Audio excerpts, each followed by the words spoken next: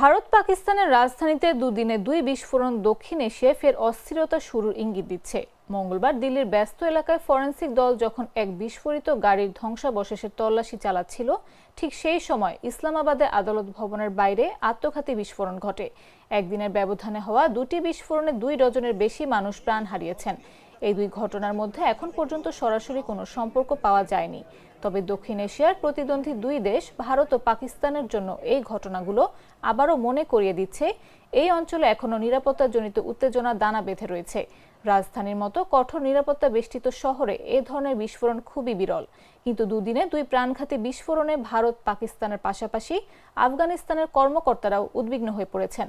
এই ঘটনাগুলো ঘটেছে এমন এক বছরে যখন দুই দেশের মধ্যকার কূটনৈতিক সম্পর্ক আগে থেকেই টানটান অবস্থায় রয়েছে।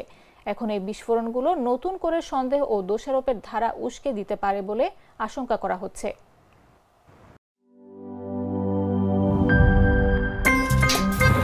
আমার একটা স্মার্ট সিদ্ধান্তে 25% গ্যাসের খরচ কমেছে। ভাবছেন কিভাবে?